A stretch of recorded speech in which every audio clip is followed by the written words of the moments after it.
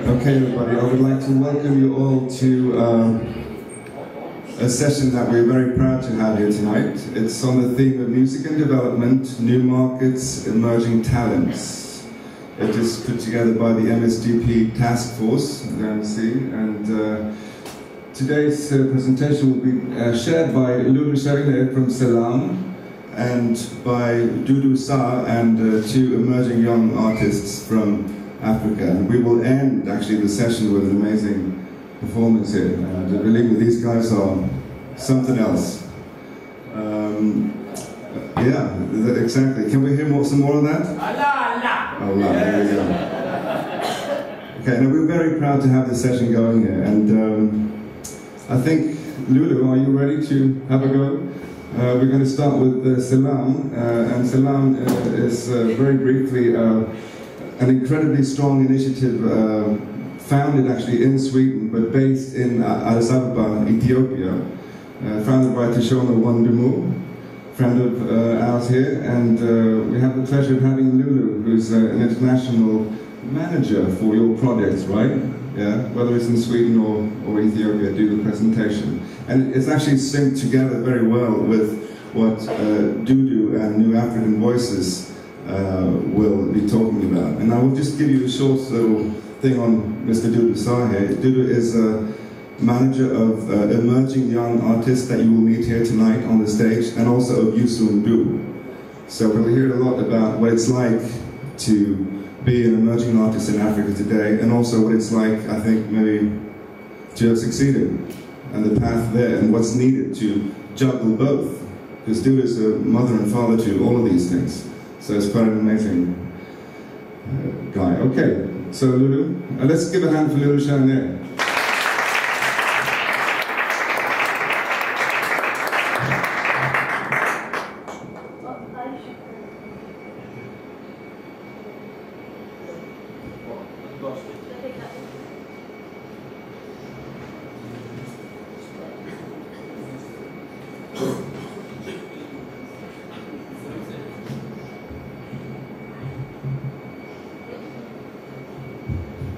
Okay, so I'll use this one.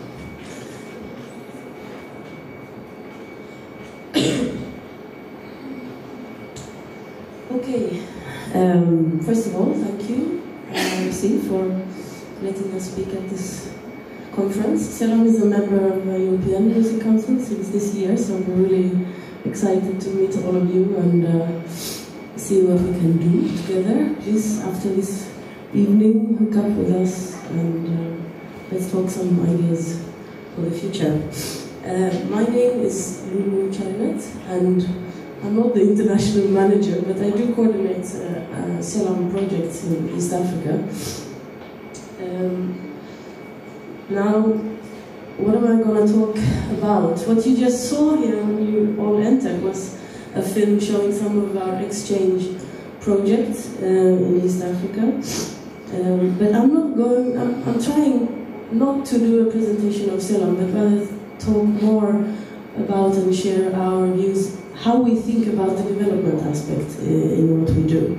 And I think it's now 8 years since SELAM went from being a Stockholm-based promoter to an actor in this music development business. And we should start with some prehistoric background. SELAM was founded in 1997 by Tishona Wandumu, and I think it's honest to say that SELAM as an organization has a regular diaspora community background. The driving force behind everything we do, besides the survival of our species, is to be able to stand in the middle of a steaming crowd, dancing to music that we like, seeing the big stars that we love, flown in from another part of the world, in a high-class establishment, knowing that all of this is paid by the Swedish taxpayers, or let's say, the money that we've paid. So that is what SELAM was in the beginning and still is. And it started with a monthly club, African Night, at Fasching in Stockholm, mostly local bands. It went on with bigger bands larger venues, more and more diverse audiences, and bigger stars, of course. Until this year, we assumed world power. No, we entered this space. This is Globen. It's one of the larger arenas, concert arenas in Stockholm. This is where Madonna and the likes do their shows. And this is an image from August this year. We brought Don Omar, a reggaeton artist. And you see in the crowd 4,000 people, mainly Chilean community in Stockholm. But we've had bigger audiences. Here you see Tikenja, outdoor festival. We do cooperation with a lot of... This is the Stockholm Festival, so it's outdoors. And here you see in the crowd the kind of audience that we have at the moment. It's Stockholm City Kids. This is where the new markets are evolving, both from a promoter and artist point of view, and we'll talk more about this. In the back you see the concert hall, another venue that it was important for SELAM to enter. We've had a cooperation with the Stockholm Concert Hall, presenting a number of shows. Here you see Salif Keita, and this is again where Yusundur and the New African Voices did their show in Stockholm. So it's been this long ride and development, but enough of that, because I think what we want to talk about here is what SELAM does in Africa. And what we do there is really same but different. Here is the stage from January this year, when our festival in Addis Ababa turned outdoors for the first time. I'll show you more imagery from that later. But I think it's important to know where we come from, in a way. And I also realize now that how we entered these projects is unique, because we were poked by SIDA, the Swedish International Development Cooperation Agency, and they came to SELAM, we didn't go to them. And I think it was because of the competence that SELAM has developed in Stockholm. Tishome, the director and the founder, was invited to do an evaluation of the then ongoing project Theatre Network that they founded in East Africa. And that's when I met Tishome also. I'm actually a visual artist. I have nothing to do with music from the beginning. I was doing scenography for a theatre play there. But at that time, SIDA was interested to see whether an institutional exchange could start. They were interested in starting institutional exchange, meaning a music academy in Stockholm, music academy in Kampala, a national theatre in Nairobi, national theatre in Stockholm. And the outcome of Tishome's evaluation then, because it all really started with this evaluation, was that this is not a good idea, not because institutional exchange is not a good idea, but because if institutional exchange is going to be done in a qualitative way, it needs some equality. When there is no structure, when there is no strong strength within the institution that meets the international institution, there is no true exchange. There is a receiving of whatever. So, we ended up here. After the evaluation, SELAM was invited to have a proposal. And to do the proposal, we entered the pre-pilot phase. The pre-pilot phase is the survey phase. So what SELAM did is they traveled to Kenya, Tanzania, Ethiopia, and Uganda, and held stakeholder meetings. 40, 50 people in a room, producers, musicians, theatre directors, you name it. Everyone engaged with a stake in the music sector. And what did they do? They discussed problems. So this is our problem tree. Anyone who went through the logical framework approach. We're all Boy Scouts in this. So, let's start with the problems, let's start with the challenges. And what SELAM found out during these trips is of course the policy issue, and the policy challenges are many. It's the fact that they're given low priority within the ministries, that they do exist in East Africa. All the countries that we're working in, Ethiopia, Uganda, Tanzania, and Kenya, do have cultural policies, but they are vague. And there is a lack of basic facts about the industry. What is this, or is it an industry or not, of course, is another question. And as well, the tools, the strategies, the resources, you might say, and the cooperation in order to implement the goodwill behind the policy also. And it's not only the cultural policy, of course, it's the copyright, intellectual property right policy, it's educational policies around curriculum planning, around how music is taught in schools. And it's economy as well. How do you formally register a business? How do you formally register an interest organization? And so on. And in Ethiopia, that is a challenge on its own. It's again related then to the institutional capacity. In order to follow up the policy, you need to have interest organizations, and they are few, and they don't have memberships, and they are in themselves full of challenges. The copyright collecting management societies were not in place when we started in 2004, and the facilitation and the advocacy, it's not really happening from civil society.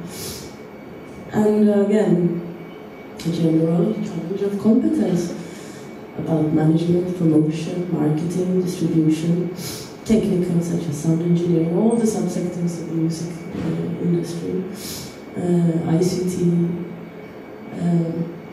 all of them problems, all of them challenges. And again, back to education. Attitudes towards music as a profession, whether it's important to teach at all, and how to teach it. And the education that does exist, the universities, are they teaching something that is useful for the students? In Yari Music School in Ethiopia, I think 80% of what they teach is Western classical music, and there is not a single symphony orchestra in Ethiopia. And of course the colonial legacy,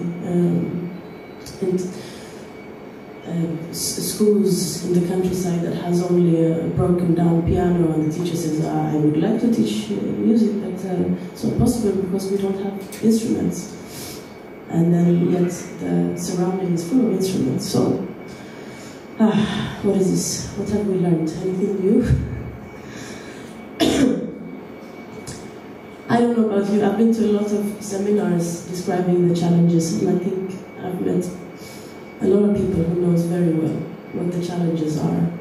But how are these challenges? You know, they're complicated, and they are presenting a kind of catch-22. They have each other, they have synergy effects, and you can discuss endlessly where is the hen and where is the egg.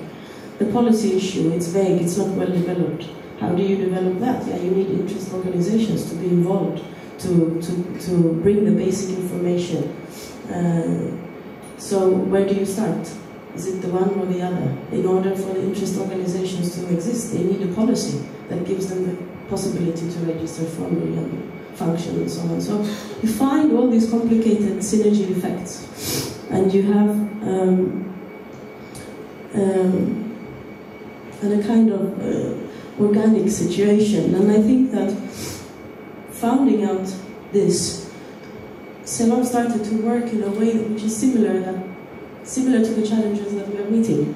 We are working in a very organic way, a complicated way.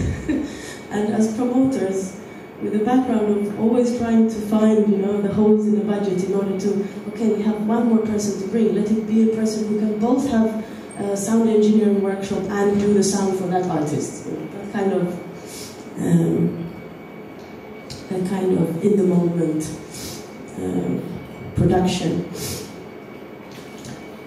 I'm gonna try to run through some of the things that we did do. And of course, everyone who's spoken here knows it's very hard because each and every of these projects are a seminar in themselves. But I think if we run through these things, we know a little bit about SELAM. What is the strategy? How we think about what we're doing. And I remember in the beginning, in 2005, a lot of what came out of the discussion was that we got back to the fact, oh, it's education that is important.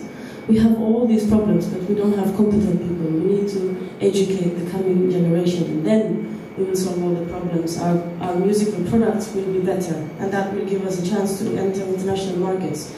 Our music teachers will be better, so our students will be better, and so on. It all came back to education.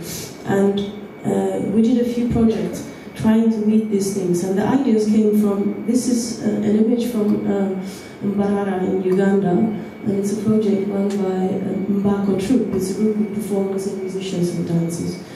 And what they did is, they worked in 35 schools for 2 years in this region of Uganda, Mbarara, and they traveled around and they performed for school children. The name PEMIO stands for Promotion of Music Education at All Levels. So this is exactly what they try to do. They try to promote education, not just perform the education. So how did they do it? They traveled around and they performed from a bus, and they created attention for music, and they started music clubs in all the schools. The students got together and they formed club memberships, and they continued during 2 years to tour these 35 schools and visit the clubs. They started workshops where they produced instruments from the local area, and they gave those to the clubs. And music education in these schools then changed from that image of the broken down piano to a vivid class. And I remember also that they mentioned that the challenge is not to get the students on your side. The challenge is to get the teachers, and not only the teachers, but the headmasters. Why do we waste time and resources on developing this class in music? What can we do for our students?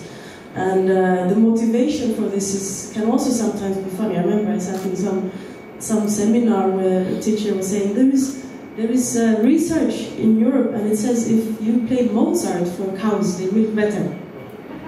Hence, we must teach our children music. But any motivation is good. So they did also classes to involve and teaching the headmasters to play the instruments, not only the students, the teachers and the headmasters themselves participated. And so what is the legacy of a project like this? I mentioned also an important aspect is that after a year or a year and a half, they took this project as best practice and they organized a lobby seminar in Kampala where they invited curriculum planners and teachers and Chambogo University, which is the university where music teachers are trained. So the legacy is, of course, the surviving music clubs in the schools and the fact that the music education has changed practically on the ground. It's also the capacity for a partner, this Mbako Troupe that we started to work with. They have run a big project for 2 years. Of course, that has meant a lot for them as a group, and it has meant that people that worked for them in the beginning are now working with their own project. And they say this is a problem because everybody that we used to work with us, they are now running their own projects. Well, who are we going? They keep on training people within the project leading group. And new corporations came out of especially of the lobby seminar. The Chambogo University really took up a lot of ideas from this project, and one of the participants also, they hired him to teach and train the music teachers there. So there was an actual change in the schools where the project happened, but also in Chambogo, which then will send out music teachers all around. We did another project that is similar, but it's in Maseno, a university close to Kisumu in Kenya. And there it was one of the professors, Dr. Helen Agag. She had this idea. She was frustrated again about the fact that local traditional instruments were not used in school. So she went on a research trip, and she found the people who are building the instruments, and she found people, the musicians who plays the instruments. And one of the problems why the university doesn't allow this to be taught is because people who know how to play this instrument, often they don't have more than a 6th grade or no schooling at all. So the bureaucracy of the university cannot allow such a person to teach on this level. So they started this project outside of the university, and they sourced and they bought all the instruments, they trained musicians to become trainers, and they ran it for 2 years. After 2 years, the instruments were donated to the university, and a change again was happening in that school of how music was taught. These instruments were actually adopted, and the trainers were given a possibility to come in as a kind of external resource of expertise. They found a space for activism within the university. This again is another example of a project that was taken to a lobby level, and yeah, we can talk more about that. There was an association working on curriculum planning on a higher level in Kenya. And this project also had this idea of fusion. Not only the traditional instruments, but also the classical band instruments were used, because Dr. Helena, she was a burning believer in that it's fusion that can take Kenyan music forward. So again, it was the practical part of teaching music. Yared Music School in Ethiopia, which is in a bit our home turf. Ethiopia is our second office. And Yared Music School, we had a project of master classes. This here on the right side is a lady, a violinist, who's playing in the symphony orchestras in Stockholm. She's originally Ethiopian, and she came and she had master classes and brought some of her colleagues from her musical life in Stockholm. Again, the expertise of the diaspora is generously giving to all our projects.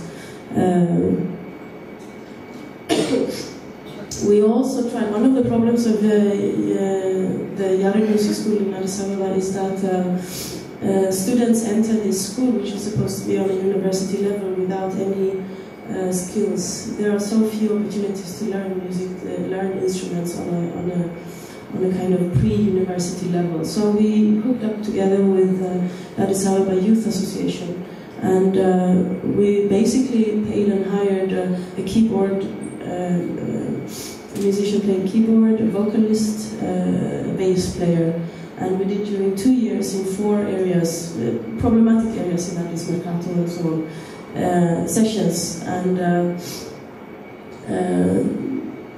basically what happened was that the students who entered this night courses, then many of them started this wedding band. You know, you only need a keyboard and a voice, and you can pump it for hours and we get good paid. So let's say we did something for the labor market in Ethiopia there. So education, beside education, we would call it maybe professionalism. This is a way of explaining that these projects are more trying to approach the training of already established actors, the producers, the existing producers, sound engineers, artists that are in the beginning. They are established, they are playing, they are functional, maybe they have their own studios, but they don't have a possibility to learn more. And of course, in Ethiopia, there is no formal training for music producers or sound engineers and so on. This is an image of a project that we worked with in Kampala. It's called Hip Hop Canvas, and it's more or less like a setup of a pop idol setup. You have this first meeting where 500 kids comes for an audition, and you choose 10, and then they go through a series of workshops where we involve the network that we have in Uganda to teach the different steps of this becoming artist from the studio. Because the end of this trip is for them to be launched, of course. And so there is a series of workshops on everything from how to write your contracts as an artist, what to promote it as, how is it to, how do you think about your first video or marketing or distribution and all these things. So it's long processes. It's 2 years that this project has been working. And in Addis Ababa we have opened a studio. We haven't built a lot of resources. We don't have a lot of offices. We have networks of coordinators that work from their homes with a laptop. But in Addis Ababa, that's the one place where we have built a center that we want to develop further. And the producing and the sound engineering and the sound technician part is something that we've focused on.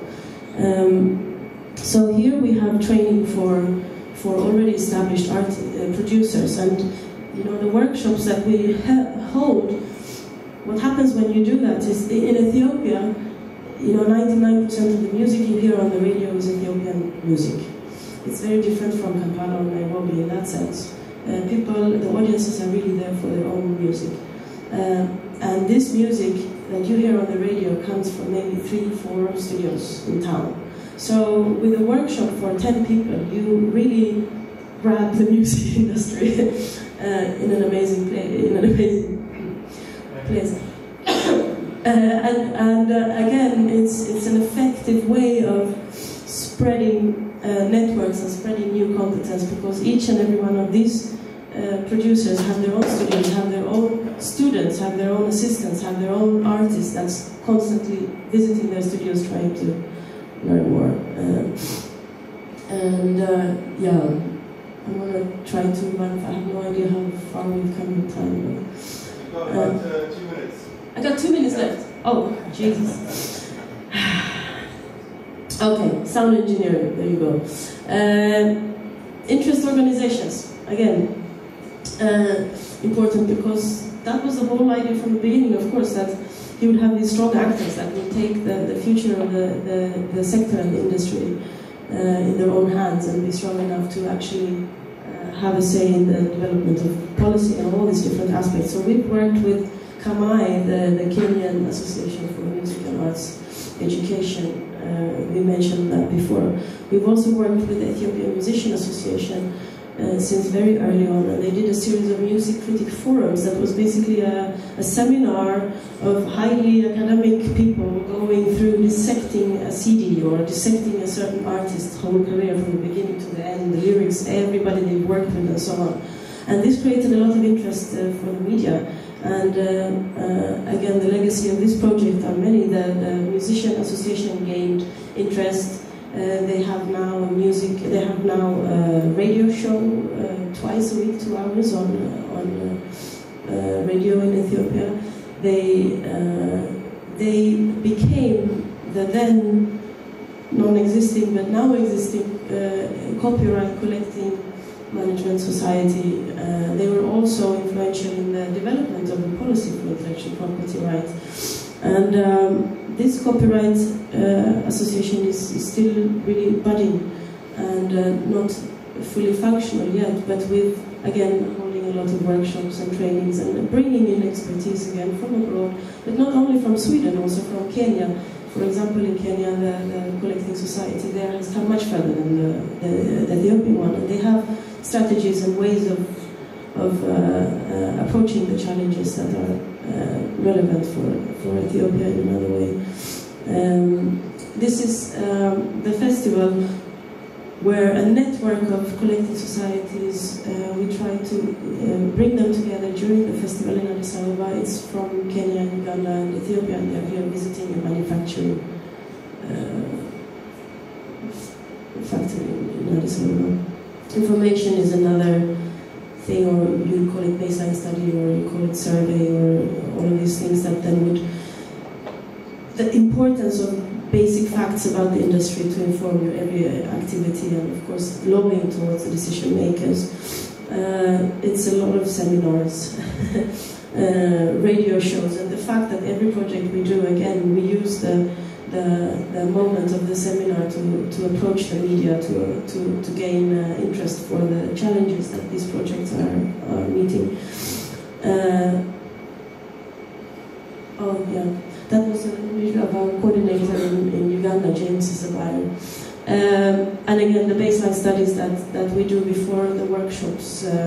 Here you see Andreas Unge, who has been working a lot, a Swedish producer and musician, has been working a lot us. And you see from the Black Hole studio in Kampala, Silvia Chabulani here. And so again, there are a lot of baseline studies produced about existing equipment, competence, and so on. Networks. It's pumping.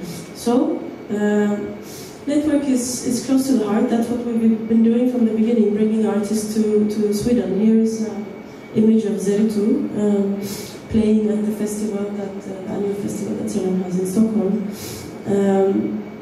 Another image of South African Swedish artist Zorro playing concerts in Addis Ababa. It's the exchange. You have the African artists coming to Sweden and the Swedish artists coming on tour around Africa. And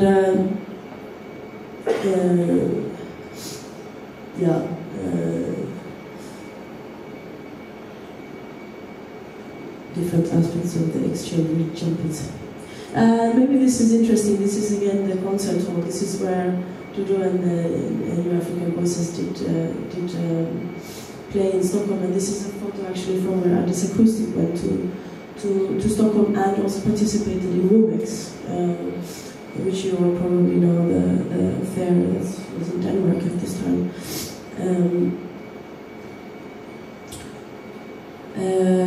And the festival, of course, becomes then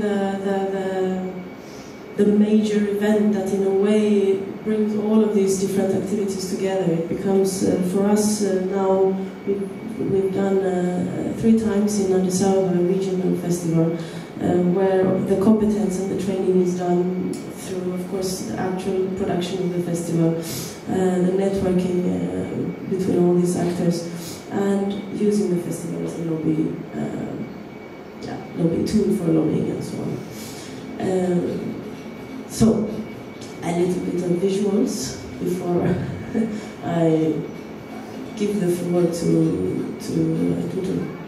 You'll see Dudu actually in this video performing in a nightclub, very much like this actually, holding a workshop together with Francis Falsetto. I don't know if you know the guy behind the Etopic series, and talking to Ethiopian students about marketing artists and how to distribute your music internationally. Maybe we should turn on the music and say.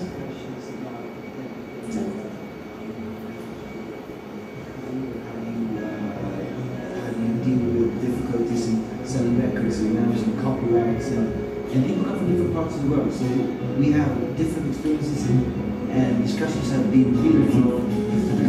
I think the critical factor when we exist is to connect, but more importantly, to keep back out.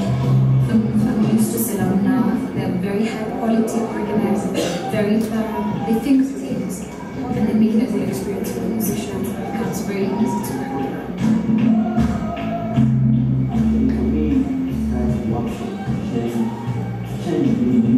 Been part of the workshop also last year. This year I went there as a participant and was at St. Paul on Saturday. We had an excellent workshop with Francis Falsetto and Dudu about how young ones just enjoy the entertainment section.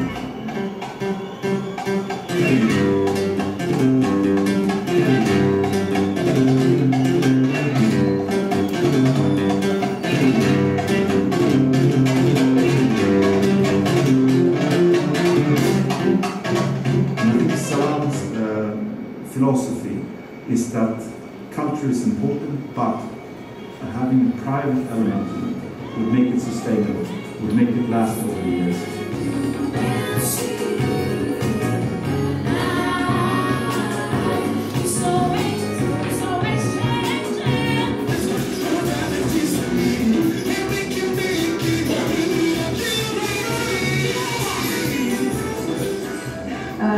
I love Ethiopian people, and for me, it's very nice to be here, to be able to sing for you.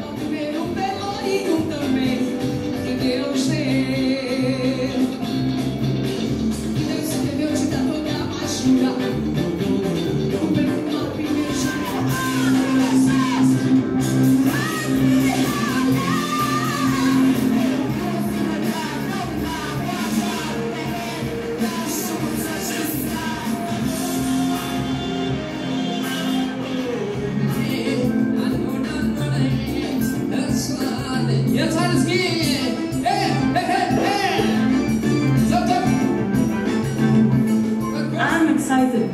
The concerts are mostly Ethiopian artists, but we have the touch from Kenya and from Uganda and the Swedish artists as well.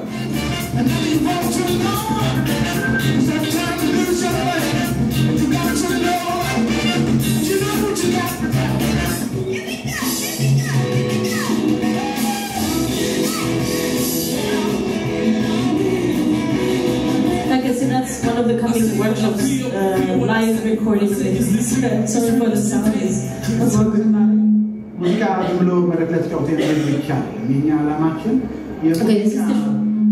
this is Tishoma speaking on but he's talking about how this ambition is to continue this annual festival and broaden its scope and bring in international artists.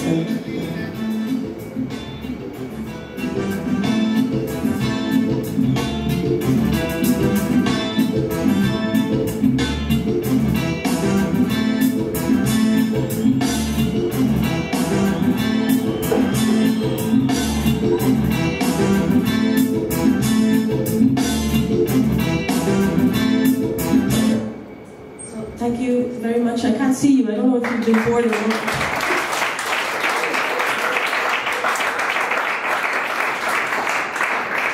It's very clear SELAM, who by the way is a new member to the IMC, which we're very happy about, has done a tremendous job in building the music sector and the festivals, as we saw the film here, in East Africa primarily. We shall move right along. Thank you, Loulou. Wonderful. We shall move right along and now have the pleasure of hearing some new African voices, and Dudu Sarr, the manager of these two guys, and also Yusuf will be moderating the discussion. But I think we would like to make it as interactive as possible, because there's a lot of intellectual property here in these guys and experiences. So I'm going to hand over the mic to Dudu, and while I do that, I'll sort out the chairs for you, okay? Here you go. Thanks, Henrik. And give it up one more time for Loulou Cherinet. I think they do a great job. And I kind of started off at the same time as them. Remember meeting them at Womex, and then we grew in our separate ways, but definitely grew together. So well done, Loulou, and long may it continue at SELAM. You guys are doing a fantastic job. As I sat there, I saw some people sleeping, and I'm thinking, it's unbelievable. How can you sleep? I mean, music professionals sleep. Are you awake? Yes. Would you like some music? Yes. I think that's what it is, right? You would like some music, yeah? Let's wake you up. I think I took a leave from the ceremony last night. Break it up and give some music to the people. So without, I mean, in a moment, I'll invite one or two of the new African voices to come and sing for you, wake you up, and then we'll talk a little bit more and sing more. How about that as a plan? Would that, yeah? Yeah, can I hear it more? Come on. Now, should we do ladies first or gentlemen first? I mean, what do you think? Ladies first? Ladies first. Would you like to hear from the new African lady voice first, yeah? Yeah. Suzanna, without putting you under pressure, get yourself ready while I kind of ask one or two things. I thought, well, you know, hearing it from the horse's mouth is much better than me talking. But before that, two questions, or one first. Do you know what GDP means? Of course you do. Gross Domestic Product, right? Okay. What about GDH? Has anyone heard of that? Probably we've read the same document. GDH. Gross domestic happiness. Take that away with you. Gross domestic happiness. Africa can export that in container loads. I think if Africa was to be measured by gross domestic happiness, we'll be leaders in the world. Now, gross domestic happiness in Africa has a lot to do with the ability and the capacity of Africans to build joy in their life. And music play a huge role in that. And music, as my brother pointed out this morning, is not a separate thing in Africa. It's part and parcel of life. It's not a separate entity. Music is in you. It's in all of us. We just have to find it. We're all musicians. I mean, you just have to look and pay attention to what we do on a daily basis. That rhythm is within us, we just need to find it. And then if we were able to package that and export it, we'll be billionaires, I think, in Africa. So gross domestic happiness is the buzzword for me tonight. Take that with you. So before welcoming Suzanna, I'd just like to say how we came to this. I mean, as Henrik mentioned, I work with Youssou, I work with Carlou from Senegal, and I work with Suzanna from Kenya. And one day some American guy told me, hey man, if the cake is not big enough, you make your own mother, you know what, beep beep cake, right? So I went and made my own beep beep cake, yeah? So I went and said to Youssou, well, look, you remember Amnesty International, you know, Peace Corps, Peter Gabriel and all these people, that's when he rose to prominence. That's what brought him to the attention of a lot of people, millions of people, and the rest is history. He's now probably one of the most successful African musicians there is. And I thought, we've got some young guns, nobody's making a cake for us, should we make a cake for them? So in March this year, we took Carlou from Senegal and Suzanna around a 10-date European tour where Youssou accepted to cut his fees in half so that the world and his audience could see these two guys on the road. Otherwise, not many festival promoters were ready to take them on board on their own. And I thought that was a great thing to do when we made our own cake that way. So give a round of applause to the main man for that.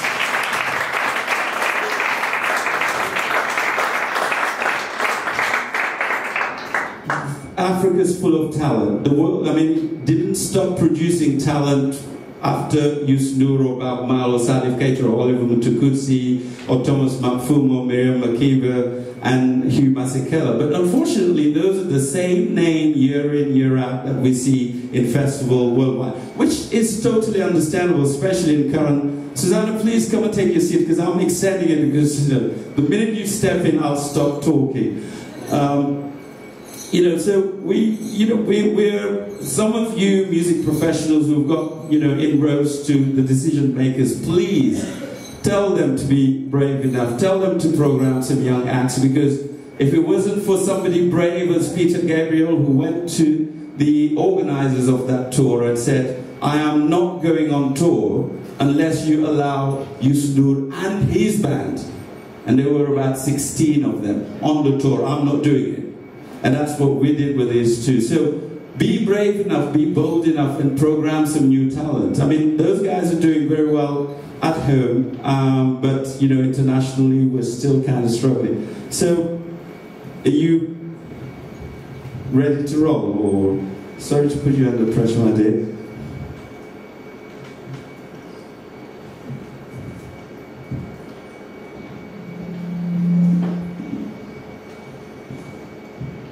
So please welcome Suzanna Owiyo from Nairobi and Kisumu, Kenya, one of the leading female artists in that country. And give a round of applause to her.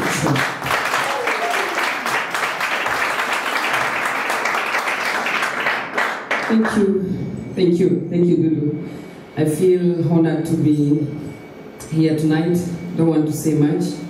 I think I'll just go straight and give you some music for now.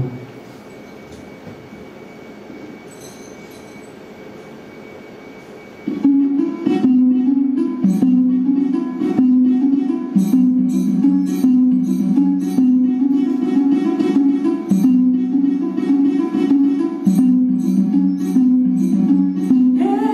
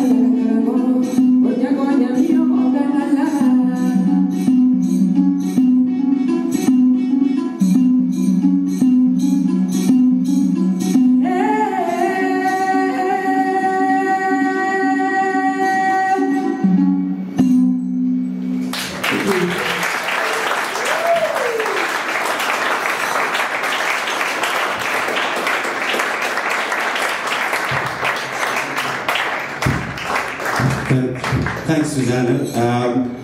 Please, well, I was going to say don't go, but never mind. Let me ask you another question. Would you like to hear it from the second African voice, just to get a full picture of what it is, yeah? That's not a convincing yes, guys. Come on. Give us some energy. Right. Let's get Carlou to the stage. Anyone knows about Julius Caesar? Of course. Did you? And then there was a character called Cassius, right? Yeah? Well, do you know what Julius Caesar said about Cassius? He never smiled because he heard no music. Check it out. I didn't write it. Some scholars and academics wrote that. So Julius Caesar remarked about Cassius, he seldom smiles because he hears no music. And I guess, again, going back to my initial point, music has a lot to do with gross domestic happiness. Don't forget that. Carlou, please join us. Come on. Let's hear it. This is another of the new African voices.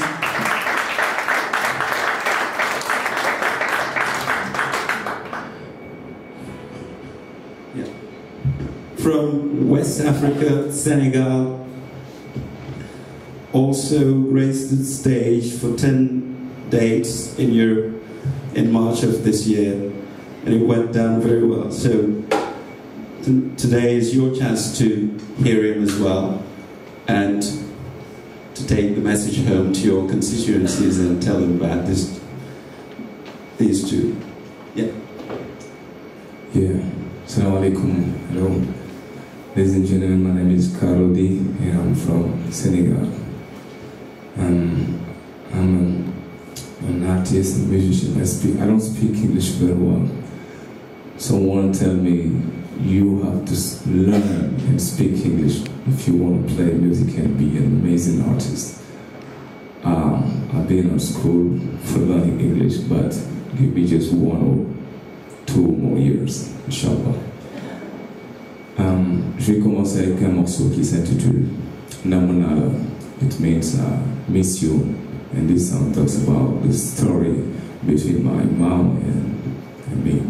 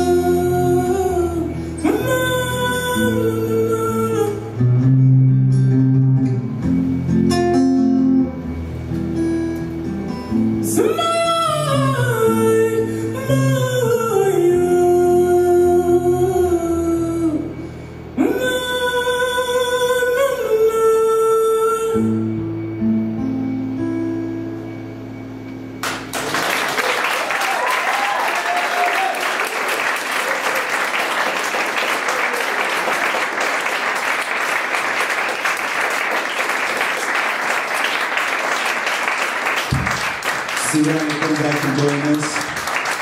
Now, you've heard it here. I mean, Kenya, give it up one more time for Suzanna Owiyo.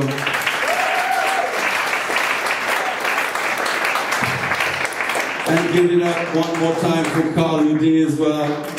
Now, if that is not talent, I don't know what is. If that's not talent, I'm not sure what is. Seriously. And these are the two that you can see Africa's got loads more. And it's just, you know, what can we do? Carlou, come and join us. Come sit and we'll have a conversation.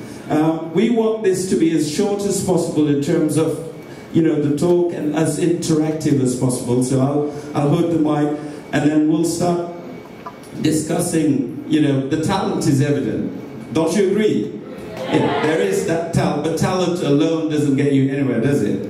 You know, you need a lot more things, and we're here today to share with you some of their experiences, for them to share with you how they've, travel this road. So to start off with, just, please share with the audience some of the joys and the trials and tribulations as a Kenyan woman, performing in Kenya. By the way, the instrument that she was playing is called nyatiti from Kenya. I'll let Suzanna tell you a little bit more about the nyatiti. Thanks.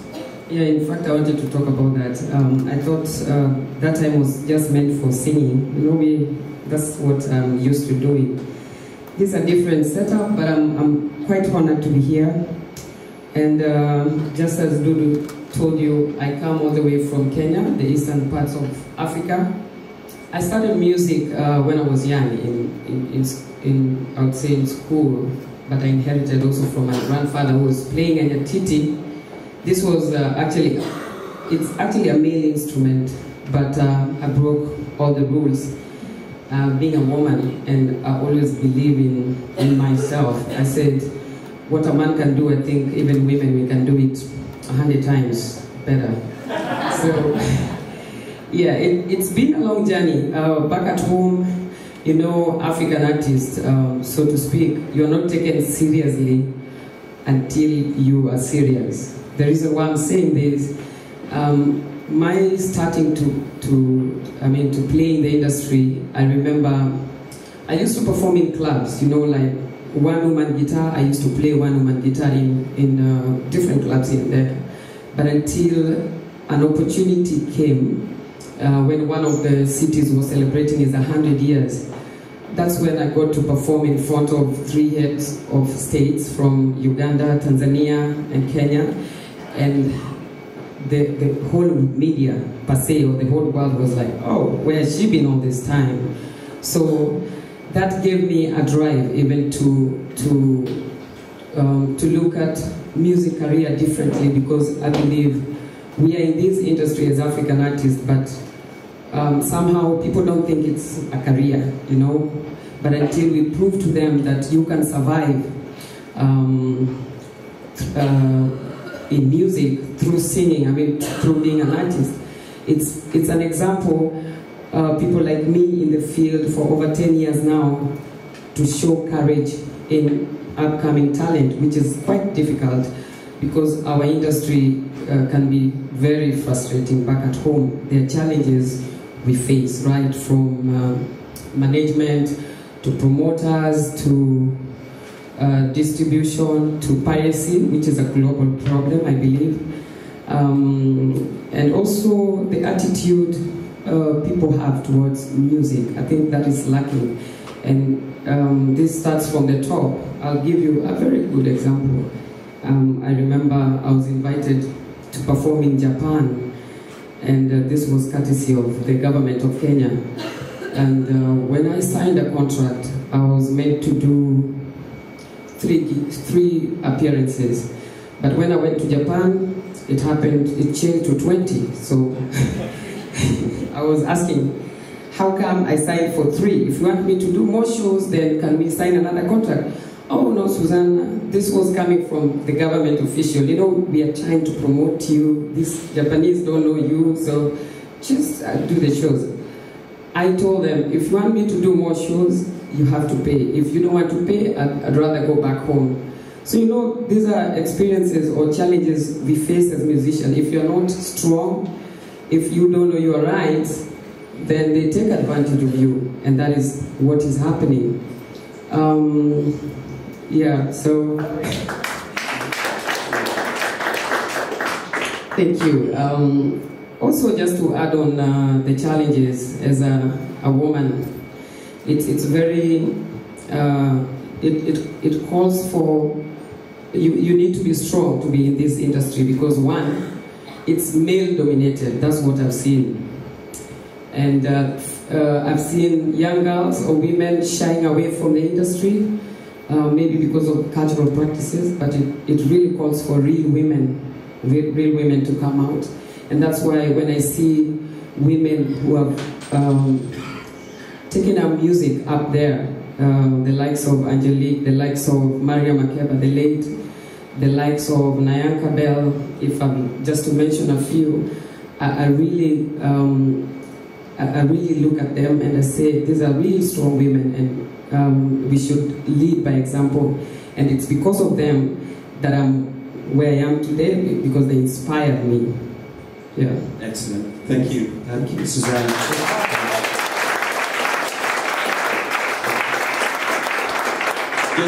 Just to keep the gender balance, all these buzzwords turn into. I mean, it's great to hear it from you. I mean, I must say, though that long road was in many ways treacherous and challenging, now Suzanna's established, has her own club in Nairobi, performs when she wants to perform, and is one of the most sought after product endorsement artists in Kenya. So Kenya's not an issue, she's fine there. It's the international challenge that we're now going to face in a few moments. Let me just turn for a minute to Carlou. I'll have to alternate between French and English. I'm sure he'll try his best to do.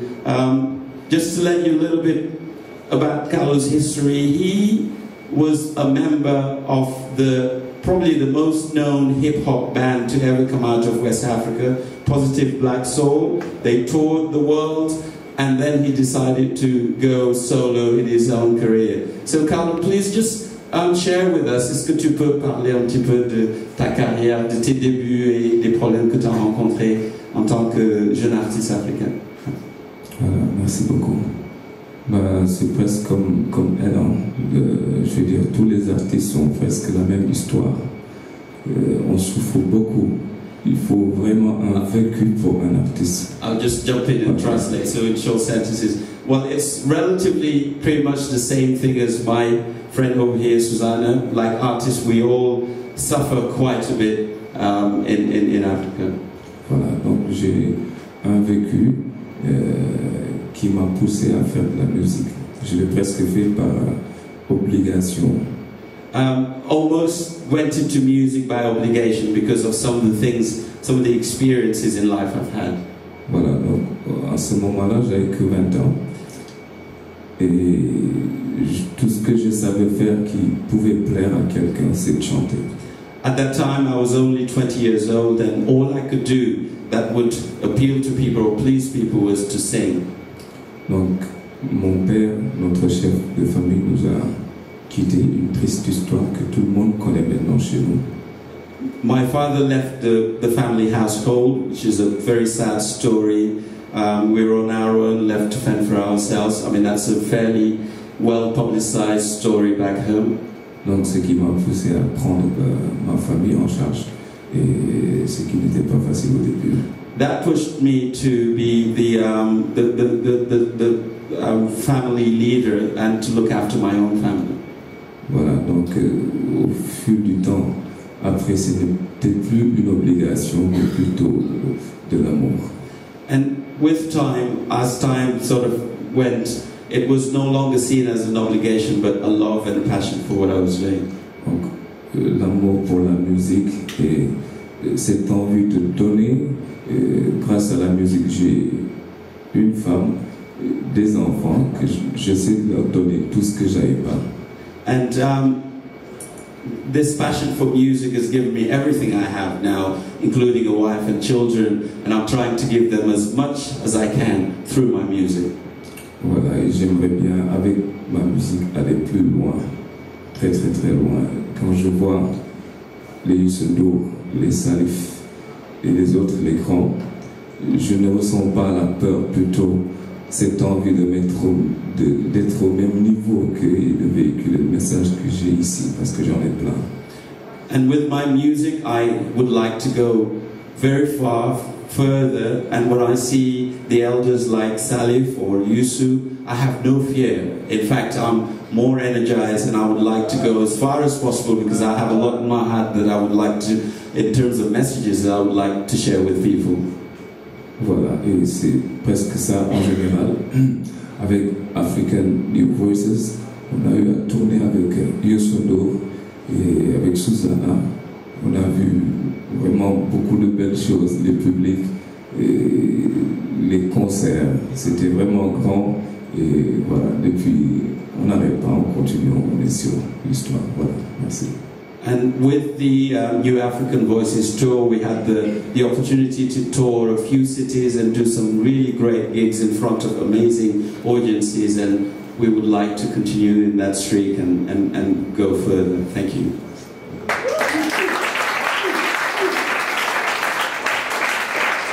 So, thank you, Dudu, thank you, Suzanna, and thank you, Carlou. I'm sure there's going to be some questions here. Let's take the opportunity here to open up the floor, and we've got one here. Hi, my name is Doug Franson. I work with a program called Music Crossroads in Southern Africa, Tanzania, Mozambique, Malawi, Zambia, and Zimbabwe. So we work to empower young people through music. They are from 15 to 25. So we do like lots of festivals around the place, and first on local level, and then with trainings and so on, and then it goes up on a national level, again training, and then 2 bands from each country goes to an inter-regional festival, where the winner gets a tour in Europe the year after. Before they go, we do thorough training so that they have several different performances. They can do also workshops, and they can do big stage, small stage performances and stuff. And so we have invested a lot into these bands, and they have done quite successful tours in 8, 9, 10 different European countries. And problem comes when they get back home. Let me take as an example a band called Body, Mind and Soul from Mzuzu in Malawi. Great band, really great band, great charismatic frontman, good musicians, good songs, they have it all. Problem when they come back to Mzuzu again, there is no music industry there. I mean, normally a manager would say thank you, and just take the band and start promoting it. That doesn't happen, and for sure not in Mzuzu, and for sure not in Malawi. What are your experiences? I mean, it is tough to make a living as a musician in Africa for different reasons. You mentioned that, Suzanna, that people don't really, I mean, you don't have an educated audience in Africa because music is so, in many countries, so low prioritized. So sorry, sir, but what do you mean you don't have an educated audience? What can you explain? I mean an audience that is ready to go listen to a concert, pay the entrance fee, to support the artist. I mean, at least not the young ones. Yeah, I get your point. When you talk of African audience not ready to support the artist, I think there's I want to put it this way. I think African audience are used to free concerts. You know, they want to come watch you for free, yet they don't know you survive. This is your job, your work. My experience back at home, whenever I have concerts, majority would call and, like, even somebody who can afford to pay a ticket will call and say, hey, Suzanna, can I get complimentary? It's complimentary. So it's complimentary everywhere. Yet you've also incurred costs. So majority, I think as artists now, what we survive on is corporate, you know, corporate gigs.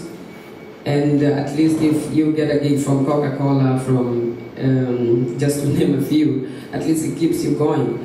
But it keeps me wondering where are we going? Because if our music is appreciated internationally, you make good money internationally, but when you come back at home, the story is different. So I think something is wrong with as Africans, so to speak.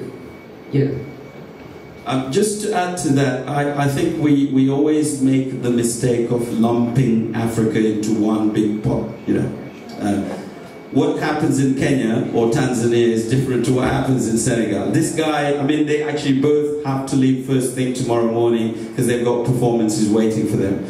And you're right, the corporate sponsors are very prominent in the whole of Africa in terms of supporting the musician. If it wasn't for the Coca-Colas and and the MTN or Vodacom of this world, a lot of African artists wouldn't survive. But this guy plays 3 times a week in Senegal, in Dakar mainly, and it's always full. They pay between 5 to 7 euros to go and see his concert, and he gets 300. That's how he can look after his own family, so he earns a living. Now, you go a notch up, somebody like Salif Keita has built all of his things, Toumani Diabaté in Mali. So what happens in West Africa is very different to your experience in Mzuzu or in other parts. To give you another example, in Yusudu's case, that's why I had an email from Austria saying, well, we want Yusudu, we've got 10,000 euros. I'm like, I'm not even going to answer that email.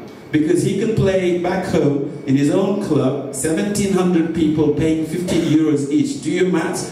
And then if he wants to go to another club, 3 weeks ago we have 5,000 people paying 20 euros each. So if you add that up sometimes, but he's in West Africa is a very different picture. So it's, let's be careful about putting all of Africa into one pot. I mean, it's, the reality is different from one place. But surely it's not at the stages where, the developed countries are. In Congo, if we have somebody from Kinshasa or, it's pretty much the same thing. I think if Fally Ipupa is playing, a lot of people will pay to see him. Is that right? So yeah, the experience is different in that respect. And this guy is going to be playing for Nescafe tomorrow. So, for instance, yeah. Okay, we've got some more questions here. Let's keep them short and sweet. Thank you. Okay, mine is not really not a question as such. I'll agree with Suzanna that our audience is so much used to the fact that they take culture as something that has to be given for free. But at the same time, I agree with the manager, is it Dudu, that Africa is not one basket.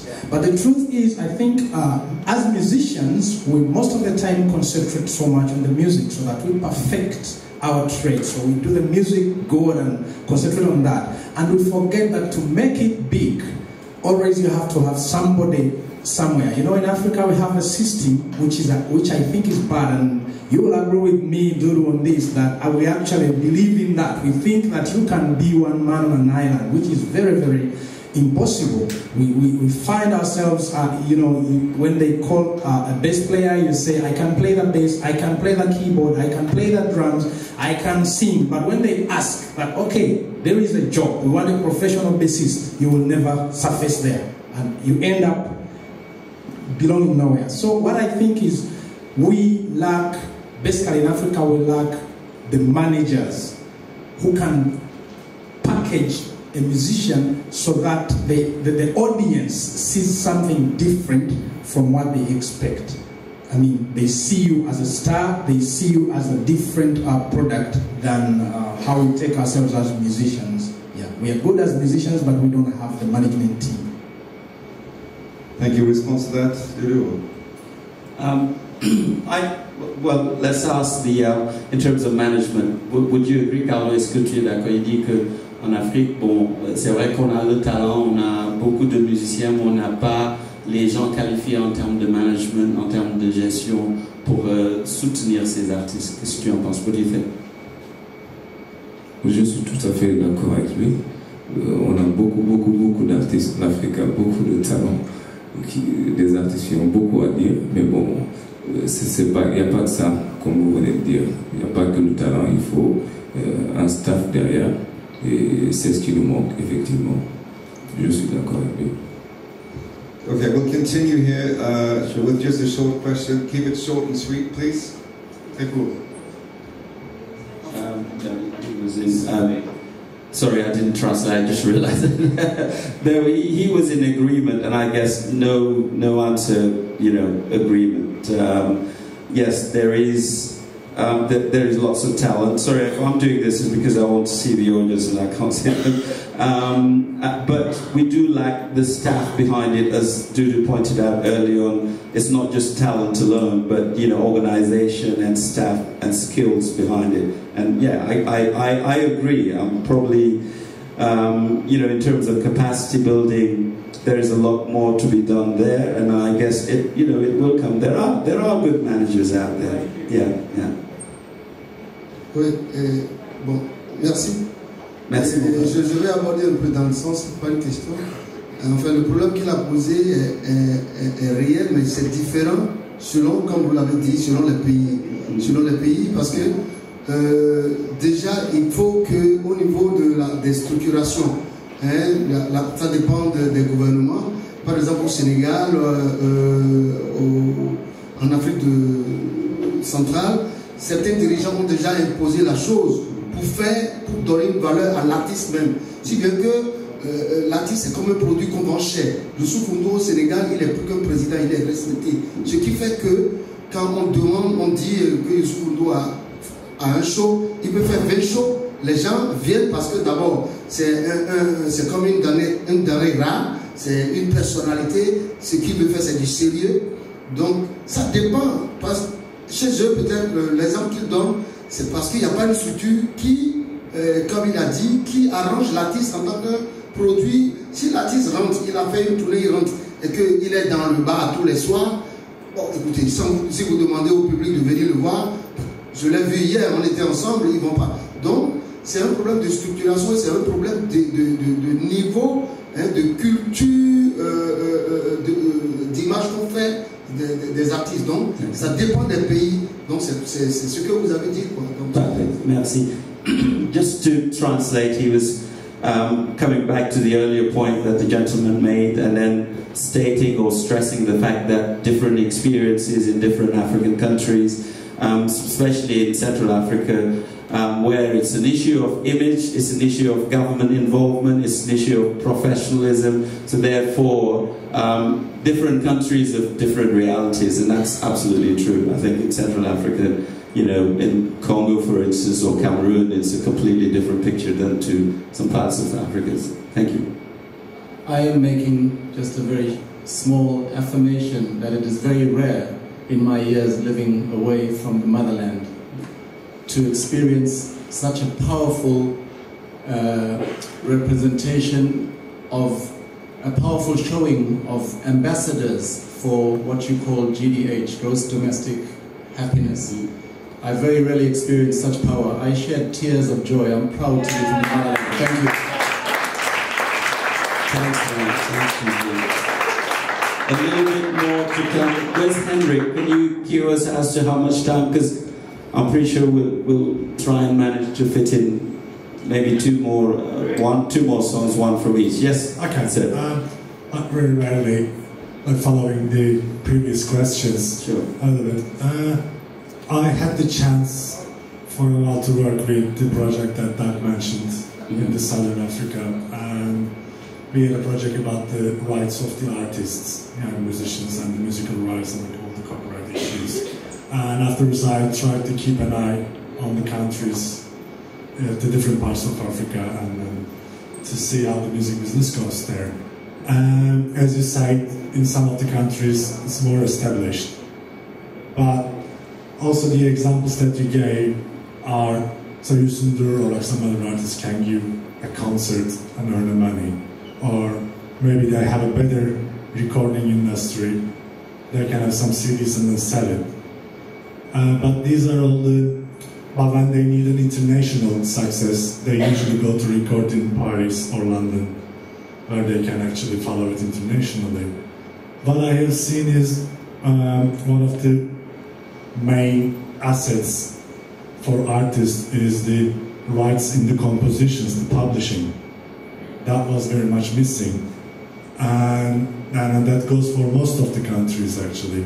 And I now, that was due to being held to there for giving a concert and earning money, or being held to produce a CD and then to sell that. But now you're able to be listened through internet, through new ways from other parts of Africa, from other parts of the world.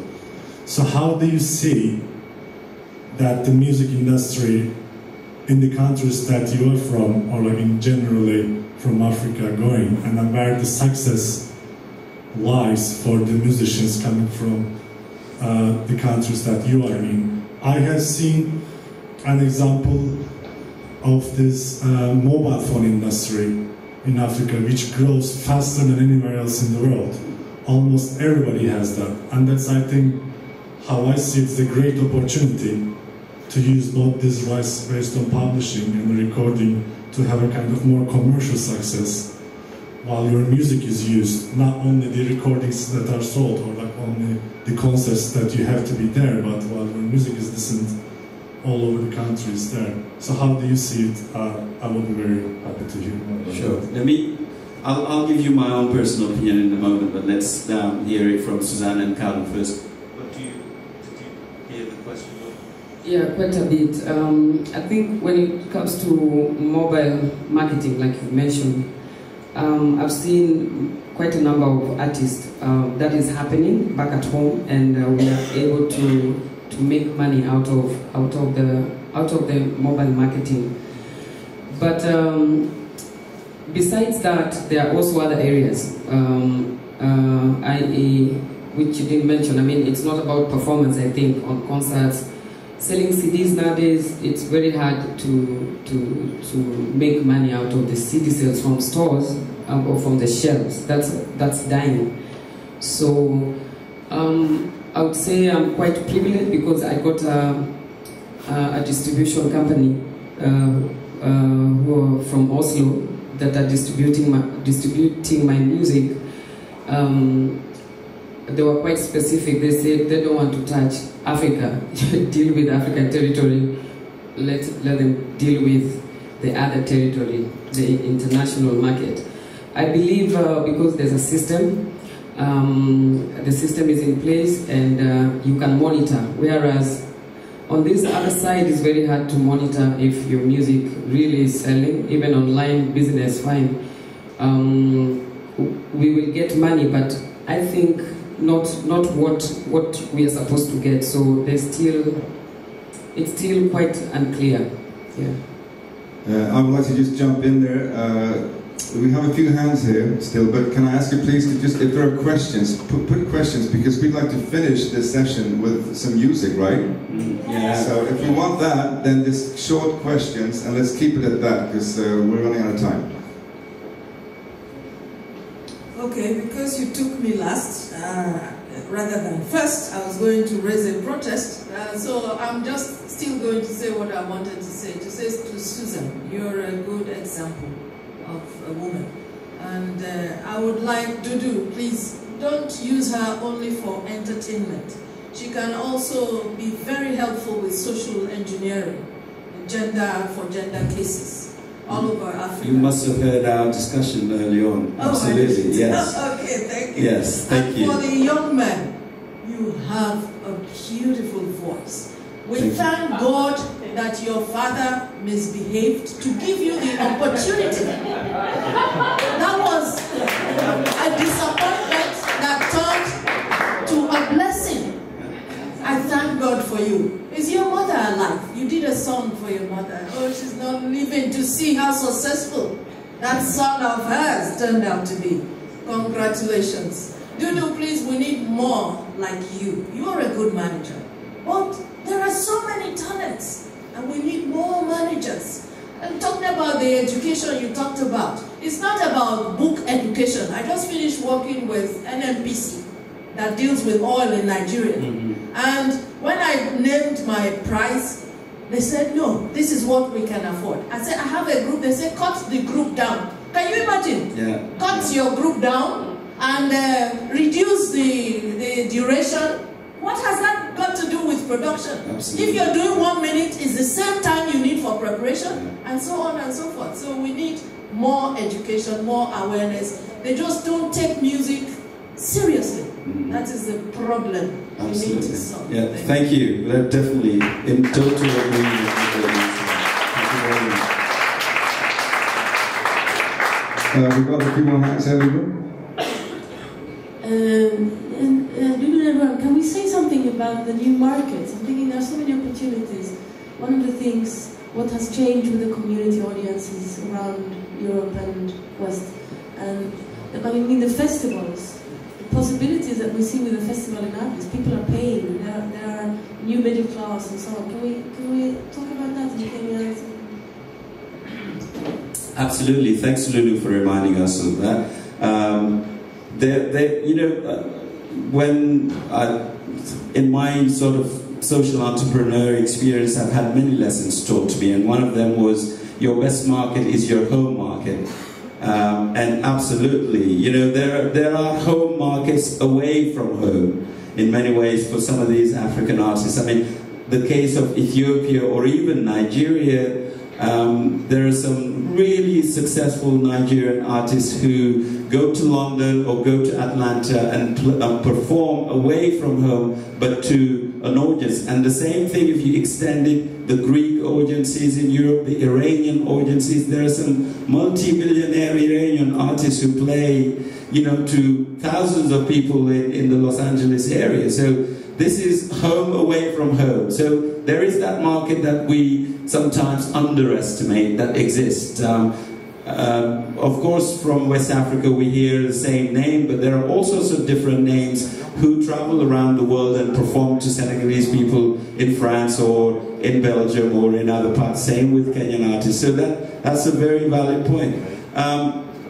Going back to something that was mentioned, I think Africa didn't follow the same path of Europe. I mean, we had piracy, we had all sorts of different things that handicapped the development of the music industry. But I think in doing so, the resilience showed that there were different ways. And I believe that live music is alive and healthy in Africa. And especially in Central Africa, in Southern Africa, and West Africa, there is a real strong live scene that allows young people like him to come up through the ranks and make a living while they do. So that's again very different because he's got his fan base, about 300 to 400 or 500 strong, that will come and pay to see him play live. And most people, do music through live instrumentation rather than the computerized kind of generated music. So yeah, there is a buoyant and vibrant, home away from home and some new emerging markets out there that we probably underestimated. Henrik, how are we doing? We're doing good. I mean, do we have any more questions now, or should we ask the guys to perform again? Okay. I think so, yeah. More music, let's go. Yeah.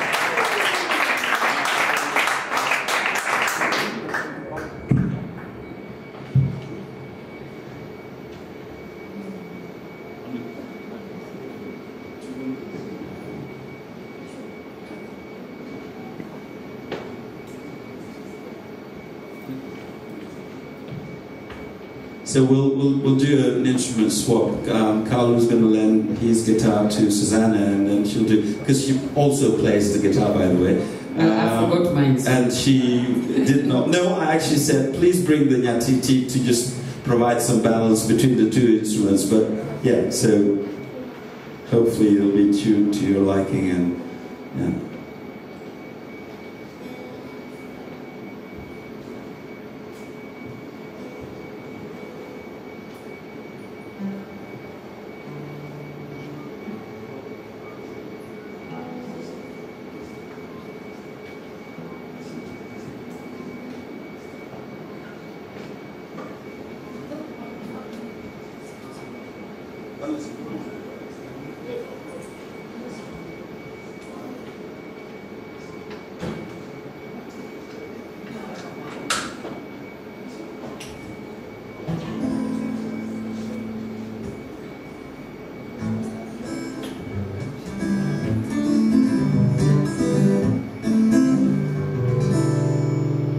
Okay, the song I'm about to sing is about a drunkard. I'm not saying alcohol is bad. We all love alcohol. But we have to take it to our limit, We have to be responsible.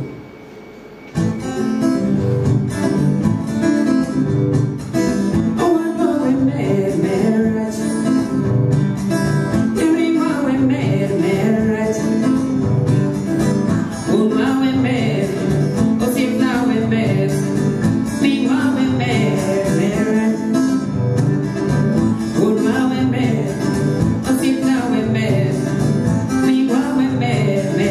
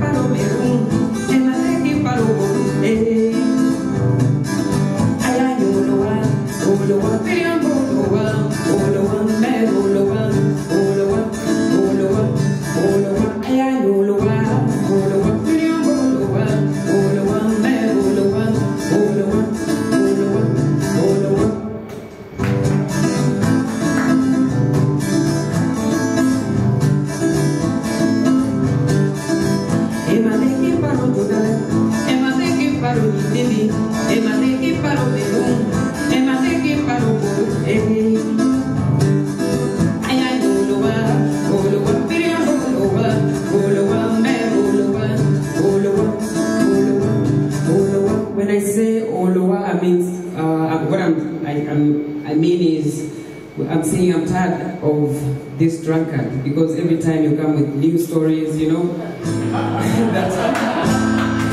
And I believe you can sing along with me, yeah? It's a very simple chorus. Are you ready to sing? Very simple.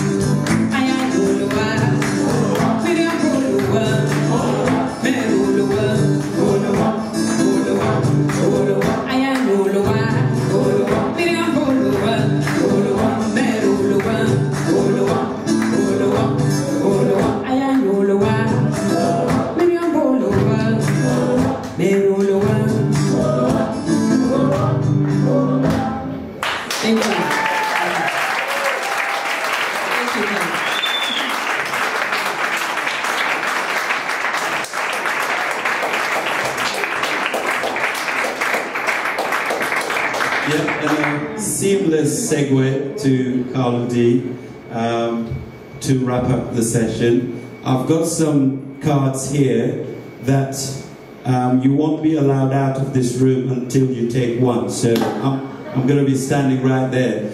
And I have a very good facial memory, so next time I come to the IMC and you take a card and you haven't emailed me, like, you know. Anyway, thank you all for being here, and please, when you go back to your own office or constituencies and networks, talk about these new African voices. Tell them that, you know, Africa hasn't stopped producing talent. It's out there in abundance, and we need some new brave people like what Peter Gabriel did a few years back to have Woman and all the rest of it. So please take some cards, and without further ado, we'll end the session with Carlou. Thank you very much.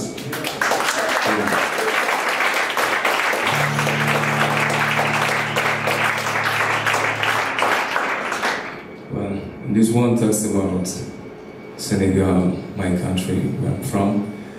It's called Senegal. Some people say Senegal is the pays of Teranga, countries of Teranga. Teranga means, you know, all positive things. And I said, no, we have positive things and bad things. And we have to talk about it and change our mind from each other. And if I just may add on to that an anecdote. When we were recording the album, I mean, it's a social commentary of what's happening politically in Senegal at the moment. And I mean, if Carlou was an English person born in England, he would be revered in terms of his lyrical ability, like the Beatles or whatever. I mean, I remember when we were recording that song, I kind of asked Yusu to come and join us in the evening, and he sat back after he heard the first time the song. It just went like that. And he said to him, someone like, "Lo been tearing a bit." He said, you just wrote a book. I mean, and it's amazing how artists can put in like 5 minutes something that us sort of academics or intellectuals, so-called, would-be academics or intellectual, would take like 300 pages to put in. And these guys summarize it in 5 minutes. You obviously do the same. So, well done to him, and Senegal, a social commentary on what's wrong in Senegal.